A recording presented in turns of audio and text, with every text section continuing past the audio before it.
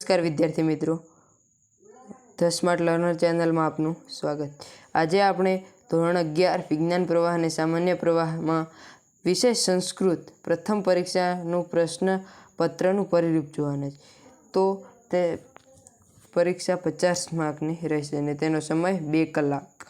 તો આપણે જોઈએ પ્રશ્નપત્ર તે પહેલાં વિદ્યાર્થી મિત્રો, તમે આ ચેનલમાં નવા હો તો અત્યારે ચેનલને સબસ્ક્રાઈબ કરો અને અમારા વિડીયોને લાઈક કરો।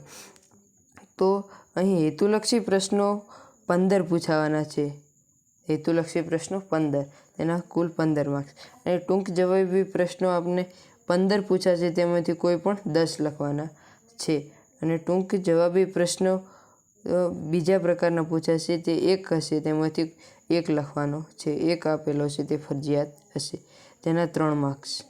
અને વિસ્તૃત લખવાના પ્રશ્નો છે 5, 5માંથી આપણે કોઈ પણ 3 પ્રશ્નો લખવાના છે, જેના 12 માર્ક્સ રહેશે।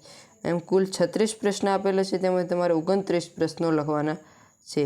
તો હવે આપણે પ્રકરણ દીઠ ગુણભાર જોઈએ। તો પ્રકરણ દીઠ ગુણભારમાં પહેલું પ્રકરણ છે વેદાંત મૃતમ, તો તેના 4 માર્ક્સ। બીજા પ્રકરણના 4 માર્ક્સ, ત્રીજાના 3, ચોથાના 4, પાંચમાના 3, પાંચમાના 3 માર્ક્સ છે। અને 11માના છે 4 માર્ક્સ, 12માના 4 માર્ક્સ, 13માના 3 માર્ક્સ અને 14માના 4 માર્ક્સ ને 15માના 2 માર્ક્સ રહેશે।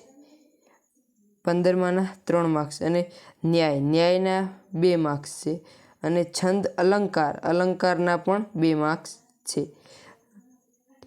અને સંસ્કૃત સાહિત્યનો ઇતિહાસ છે, તેના 6 માર્ક્સ। અને અપઠિત ગદ્ય કે પદ્ય આવે છે, તેના 4 માર્ક્સ રહેશે। આમ 50 માર્ક્સ પૂછાશે।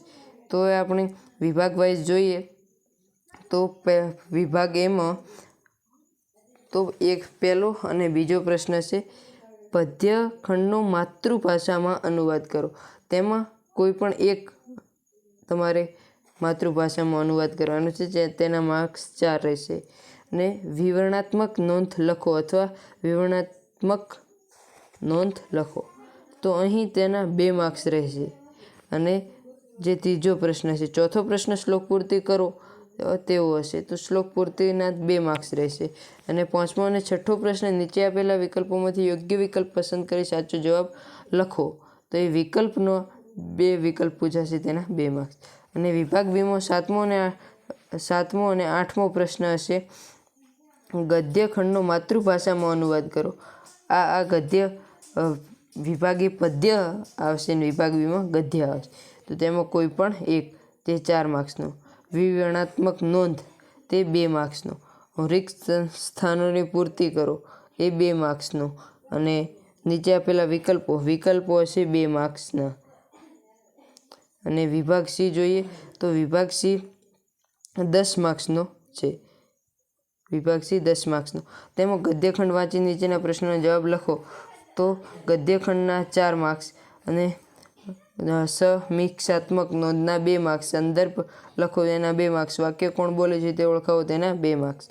અને વિભાગ ડી 10 માર્ક્સનો પૂછાશે। વિભાગ ડીમાં 21મા પ્રશ્નના 3 માર્ક્સ છે। 22થી 24મા પ્રશ્નના ગુજરાતી પ્રશ્નોના જવાબ આપો, તેના 4 માર્ક્સ। અને રિક્ત સ્થાનોની પૂર્તિ કરો તેના 3 માર્ક્સ। અને વિભાગ ડી જોઈએ, તો વિભાગ ડી 10 માર્ક્સનું પૂછાવાનો છે। વિભાગ ડીમાં 10 માર્ક્સનું પૂછાશે। પરિચયાત્મક નોંધ લખો 4 માર્ક્સ, છંદ અલંકાર સમજાવો 2 માર્ક્સ। અને નીચે આપેલા વિધાનો યોગ્ય વિકલ્પ શોધી સાચો જવાબ લખો, તેના 4 માર્ક્સ પૂછાશે। આમ 50 ગુણનું પેપર હશે। વિદ્યાર્થી મિત્રો, અમારો વિડીયો પસંદ આવે તો લાઈક કરો, શેર કરો અને સબસ્ક્રાઈબ કરો।